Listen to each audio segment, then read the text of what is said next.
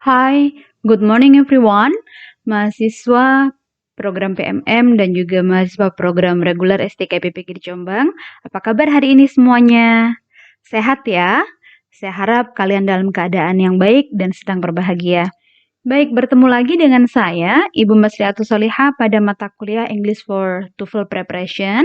Kali ini kita akan belajar skill yang baru pada sesi reading. Oke. Pada video sebelumnya kita sudah belajar banyak skill ya, mulai dari ide, kemudian topik, dan juga structure dari dan juga reference dari noun-nya. Oke, sekarang kita ke skill yang ketiga yakni stated detailed questions. Jadi nanti di dalam soal TOEFL-nya akan ada beberapa pertanyaan yang menanyakan kalian tentang detail dari sebuah paragraf. Oke, untuk itu kita akan belajar bagaimana cara mengidentifikasi pertanyaan tersebut, kemudian di mana untuk menemukan jawabannya, dan bagaimana cara menjawabnya. Oke? Pertama-tama, kita harus tahu terlebih dahulu jenis pertanyaan atau jenis tes yang kita ambil ya. Jadi di sana nanti karena berbeda jenis tes yang diambil juga akan ada beberapa bentuk soal yang berbeda, gitu ya. Nah, untuk teman-teman yang mengambil paper based TOEFL, kalian bisa memperhatikan ada ciri semacam ini ya. Jadi according to the passage, berarti ini nanti akan menanyakan informasi detail dari passage tersebut. Atau model yang kedua adalah it is stated in the passage bla bla bla, atau the passage indicates that, atau yang terakhir which of the following is true. Jadi nanti atau mungkin kebalikannya ya, which of the following is false, semacam itu. Jadi untuk mencari detail information ini nanti biasanya ada kalimat berikutnya yang biasanya kalau misalkan tidak passage secara keseluruhan maka nanti akan fokus kepada paragraf tertentu semacam itu. Sedangkan untuk yang computer based test biasanya hanya klik di di bagian tertentu itu aja. Nah, kemudian gimana nih cara mendapatkan jawabannya? Jawaban pada jenis pertanyaan tersebut itu biasanya secara berurutan ya teman-teman. Jadi kalau menemukan soal yang semacam ini tuh enak banget. Kenapa? Karena nggak mungkin. Jadi kalau misalkan masih pertanyaan nomor 2 atau nomor 3 itu bisa dipastikan jawabannya itu ada di bagian pertama dari passage tersebut. Kenapa? Karena dalam soal TOEFL biasanya satu passage itu nanti akan terdiri dari 7 sampai dengan 8 soal. Oke, bagaimana cara menjawabnya? Pertama-tama teman-teman harus mencari keywordnya terlebih dahulu ya, karena setiap pertanyaan sebenarnya sih tidak hanya di sesi reading, tapi untuk reading ini memang harus lebih jeli dan lebih teliti untuk mencari keywordnya. Kenapa? Karena nanti pada passage itu informasinya akan sangat kaya sekali. Jadi kalau misalkan kalian tidak bisa menemukan keyword yang tepat, nah itu akan agak sulit untuk mendapatkan jawabannya. Oke. Kemudian yang kedua adalah kalian bisa menggunakan teknik skimming. Ini bisa di skip-skip aja yang bagian-bagian yang kurang yang tidak ada kaitannya dengan pertanyaan tersebut. Oke. Kemudian read the sentence that consists of keyword or idea carefully. Jadi ini agak butuh dibaca berulang, tetapi tentu saja pakai teknik reading faster juga ya di sana. Jadi nggak boleh terlalu lama dan nggak move on ke pertanyaan berikutnya karena selain bisa menjawab dan memiliki pengetahuan, time management juga merupakan skill yang mutlak yang harus dimiliki bagi para teman-teman yang mengambil tes TOEFL atau tes English Proficiency lainnya. Kemudian, tentu saja ya, teman-teman harus mengeliminasi jawaban yang salah dan berhati-hati dengan jawaban pengecoh, dan tentu saja kalian harus fokus untuk menemukan jawaban yang tepat. Oke, kita latihan di contoh pertama di passage 1 di sini. Nanti kalian bisa mempraktekkan skill-skill yang kemarin sudah saya deskripsikan, sudah saya explore di video-video sebelumnya ya teman-teman. Jadi kembali lagi di sini ada soal, kemudian ada 4 pilihan jawaban. Silahkan waktu kalian 1 menit dari sekarang.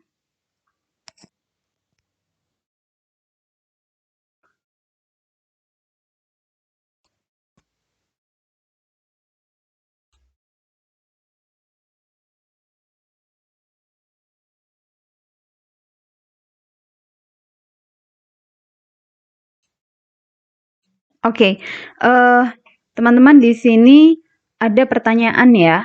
According to the passage, what happens during an ice age? Maka kita harus mencari kata kuncinya.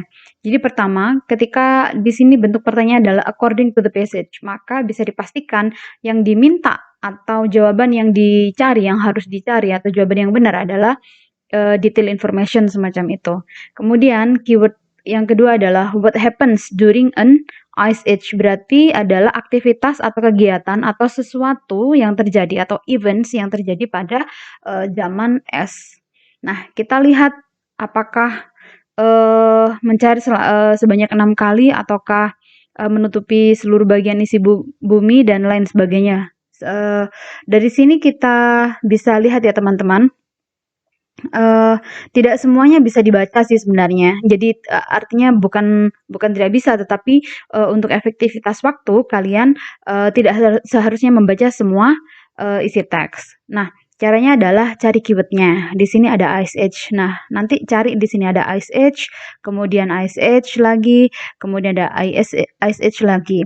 Nah, ini tuh kalau misalkan, pengembangan struktur teks ini bisa dikatakan bahwasannya Ice Age atau isu yang dibicarakan itu selalu muncul di awal kalimat. Nah, ini lebih mudah. Maka dari itu jawaban yang tepat adalah yes, Ice Age covers a large portion of the Earth's surface, ya. Oke. Kita ke pertanyaan selanjutnya. Oke, di sini hati-hati. The passage indicates that the ventricles bla bla bla. Oke. Apa ini ventricles? Apakah have relatively thin walls ataukah send blood to the arteria or are above the arteria or force blood into the arteries? Nah, ini tentang kalau yang sebelumnya tadi itu tentang sejarah ya. Kemudian di sini kita membahas tentang topiknya kesehatan, seperti itu. Nah, mungkin bagi beberapa teman ada yang kurang begitu familiar, coba kita aplikasikan ya beberapa trik yang kemarin udah kita pelajari. Kita baca dulu soalnya, kemudian kita pilih jawabannya, dan kita cari jawabannya pada passage. Tentu saja kalian harus mampu merangkum dari beberapa kata ini melalui teknik skimming atau scanning. Nah, perhatikan juga keyword, oke?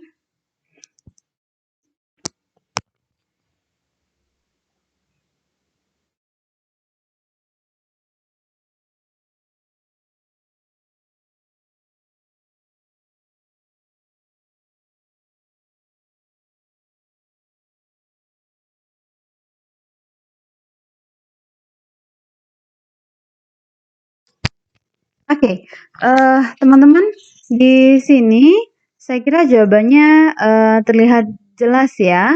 Coba kita cek bersama-sama jawaban kalian. Ya, force blood into arthritis. Oke. Mudah bukan jawabannya? Iya. Kita ke skill berikutnya ya teman-teman. Di sini nih yang agak sulit. Kenapa? Karena unstated, nggak disebutkan secara eksplisit tentang detail question. Jadi yang membuat teman-teman agak ya dalam tanda kutip kurang sukses mengerjakan soal reading karena kurang begitu memahami apakah ini yang jenis stated atau unstated gitu ya jawabannya. Nah, kalau misalkan udah ketemu yang unstated, gimana tuh cara nyari jawabannya? Nah, di sini seperti di skill sebelumnya, kita juga akan mempelajari 3 hal utama, yakni bagaimana mengidentifikasi pertanyaan, bagaimana cara mendapatkan jawaban, dan di mana jawaban itu berada biasanya. Oke.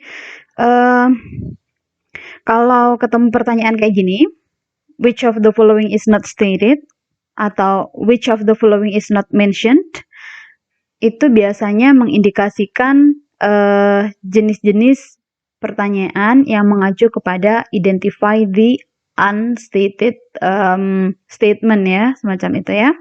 Oke. Nah, all of the following are true except ini malah kita harus disuruh mencari jawaban yang salah gitu ya. Oke. Di mana cara menemukan atau di mana jawaban itu berada?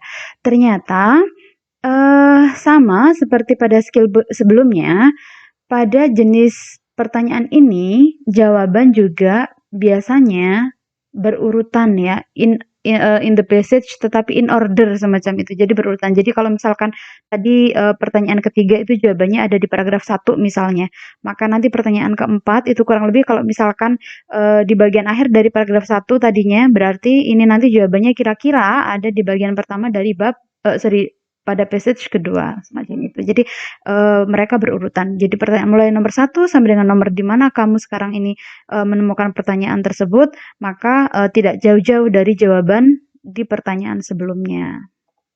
Oke, gimana cara menjawab? Masih sama teman-teman ya, cari keywords-nya, kemudian di-scan ya, dibaca secara berurutan, mencari jawaban yang tepat dan mengeliminasi jawaban yang salah. Oke, kalau misalkan kamu diminta untuk mencari jawaban yang tidak benar atau not true atau not discussed, maka cari jawaban yang salah ya teman-teman ya. Justru itu adalah jawaban yang tepat. Oke, seperti contoh berikut, ini kita ngomongkan tetap masih di bidang kesehatan juga. Jadi agak ini ya teman-teman, ritme untuk praktis reading dengan berbagai macam jenis teks itu harus sering-sering dibiasakan. Kenapa? Karena nanti biar lebih terbiasa saja. Oke, kita ke pertanyaan ini. All of the following are true about blood plasma except. So, ini kita harus mencari informasi tentang blood plasma, tetapi kecuali ya, berarti di sini semua jawaban itu akan di-mention pada passage kecuali satu. Jadi satu itu nanti nggak akan di-mention di sana. Masalahnya nanti ada beberapa hal yang di-mention di sini, kemudian di-kopas di sini, di jawabannya, atau disampaikan dalam bentuk summary atau parafrase, semacam itu. Baik, silahkan mengerjakan dalam waktu 1 menit mulai dari sekarang.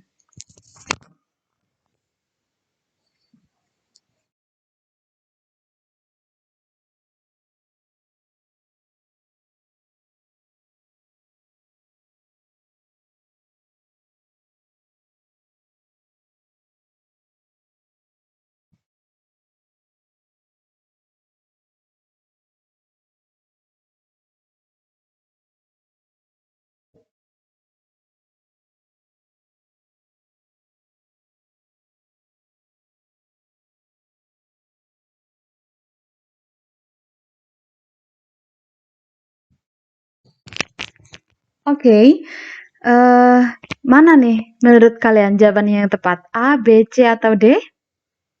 Saya yakin kalian sudah memiliki jawaban ya. Baik, kita cek bersama-sama jawabannya.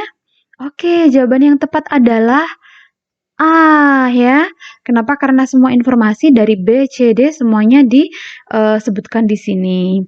Di sini kita tahu jawabannya adalah it is a deeply colored liquid dan kita bisa temukan jawabannya ada pada paragraf pertama di line pertama, almost colorless ya, dan di sini dikatakan deeply colored. So, informasinya adalah tidak tepat.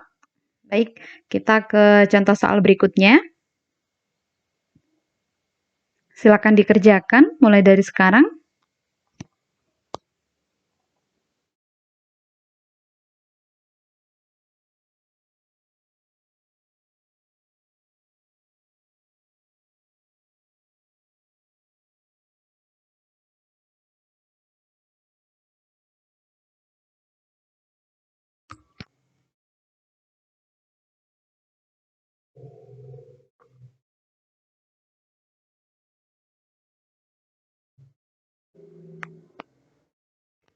Oke teman-teman, jawabannya terlihat ya, sangat mudah. Kita cek bersama-sama jawaban kalian. Ya, jawabannya adalah she worked as a doctor in mental hospital ya di sini, di bagian sini tuh, di bagian akhir. Oke. Nah, jawaban kalau misalkan dalam pertanyaan seperti ini tuh memang agak susah ya. Kenapa? Karena kalian harus ngebaca teks tuh dari awal sampai akhir, seolah-olah semacam itu. Tapi sebenarnya, bagi kalian yang, apa namanya, yang sudah sangat terlatih, ini biasanya bisa langsung loncat gitu.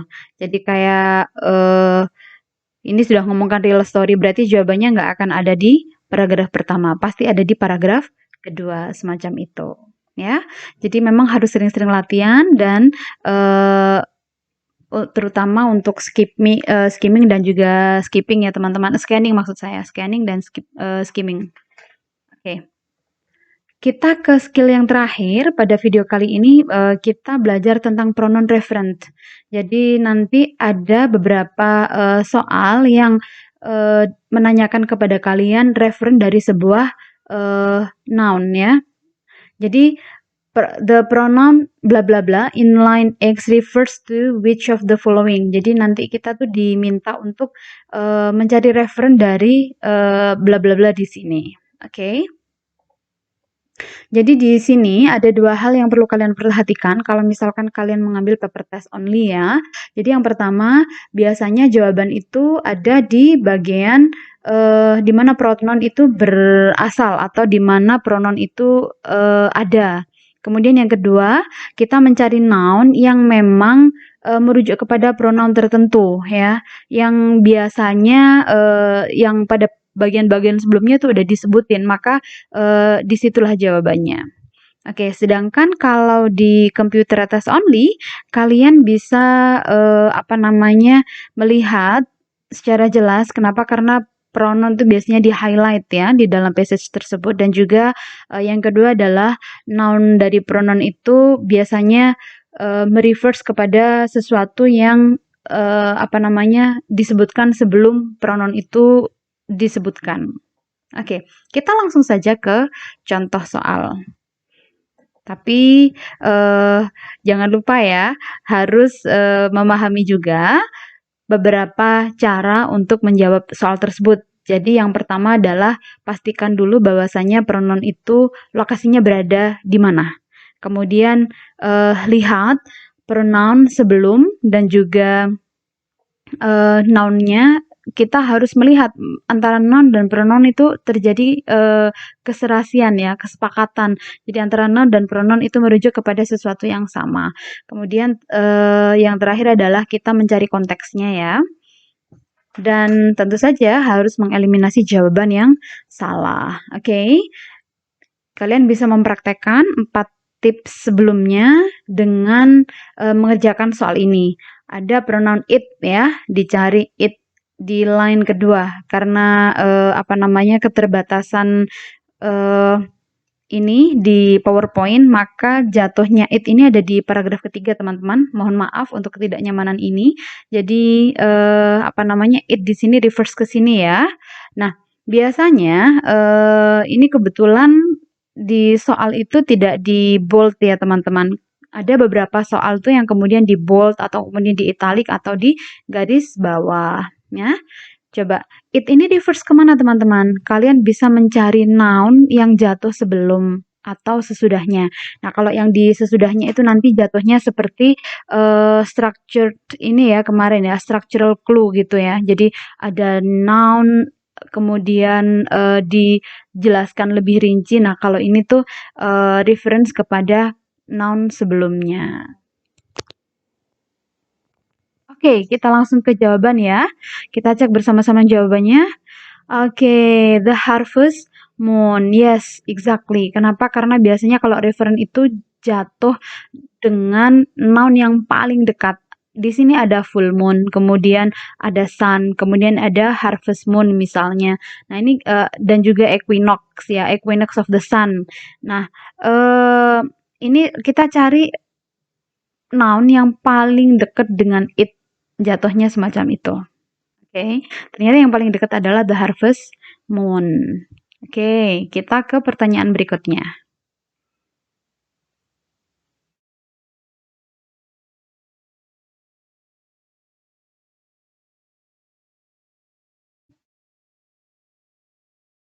Yes, di pertanyaan ini teman-teman, mulai dari ini ya.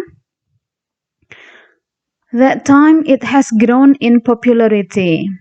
Okay? From that time it has grown in popularity. It refers to apakah Mardi Gras ataukah 18th century ataukah New Orleans ataukah apa semacam itu ya. Kita lihat jawabannya bersama-sama. Yes, exactly. Kenapa? Karena noun di sini yang paling dekat adalah Mardi Gras ya.